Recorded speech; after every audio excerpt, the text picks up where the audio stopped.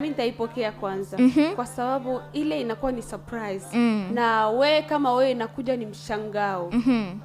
Ikitokea ile unaona kama ni kitu kikubwa, kwanza inakuwa ni ule mshangao, unakuwa na ile pupa basi. Akikuvike ile pete ikuvike mapema. Ni matumaini mpenzi msikilizaji utakuwa unatufuata 100% kupitia 94.9 Block FM. Na ukumbuke kwamba siku ya leo tuna mada. Leo ni Ijumaa. Najua utakuwa unashangaa mbona leo kuna mada. Leo kuna mada, na mada yenyewe nasema hivi: je, utakapopata bahati ya mtu wako kukutoa out halafu akakupropose wakati mnataka kula, je, utakula kwanza au utakubali ile propose? Yaani mimi naweza nikasema kusikana na hiyo ule anakutoa out mtu wako, yani tuseme mpenzi wako au mume wako mimi naweza nikasema nianze kwanza kula, maana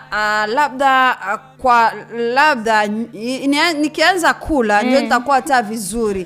Labda naweza kanambia maneno yasiyokuwa na mimi sitapokelea vizuri. Hicho ni cha kwanza. Labda hata akinambia kabla alafu sijakula, hata ile mudi ya kula itakwisha. Heri kwanza nianze kutia tumboni nishibe, alafu nyuma njoo sasa aanze kusema yale amekuwa nimeandalia kusema. Na wakati propose nakuja na chakula, yani unakuja na ile tomato sauce, unakuta unaandika yameshakuletea chips tudogo, alafu unaandika will you marry me? Pete hapo iko tayari. Yani kwa maneno mazuri hapo sawa, lakini yasio kwa maneno mabaya.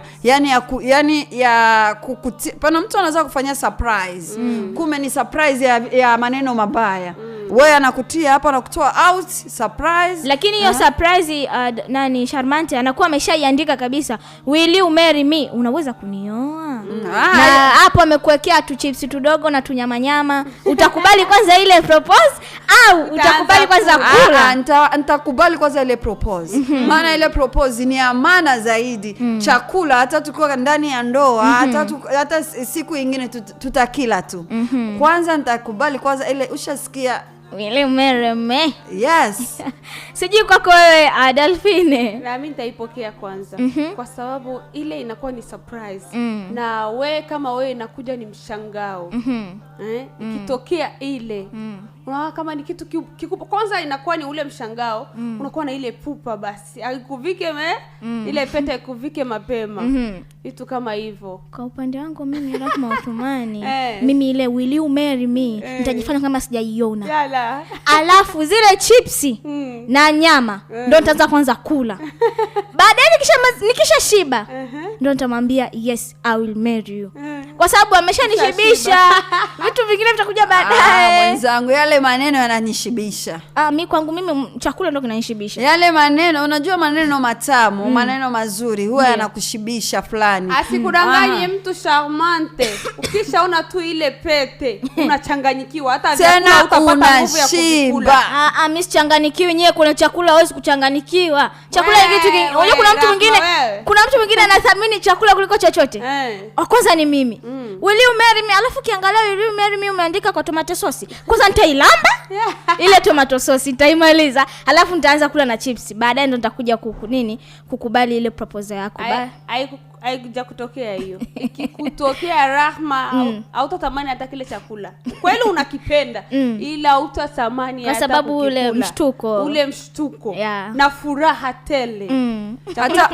Hata machozi yanatoka. Unashibaga. Unaweza ukalia lakini baada ya kula na utalia. Hata machozi yanatoka. Maana surprise ya kitu kizuri, neno lizuri huwa ni litamu sana. Alafu uja kukusikia ni surprise neno lizuri la mapenzi. Ndio. Ni kama vile mtu, mimi hata bila mapenzi, mimi mtu tu ananifanyia surprise, ananiambia hivi Charmante, surprise, ananionyesha house, nyumba. Ndio. Yani kitu kikubwa sana. Sio tu mapenzi. Mapenzi kweli ni accessoire. Lakini kitu kikubwa zaidi. Unaona? Lakini ile surprise Charmante, ile surprise ni mapenzi. Kwa sababu amejifikiria kwa kusema ni kufanyia surprise kitu fulani ni mapenzi pia.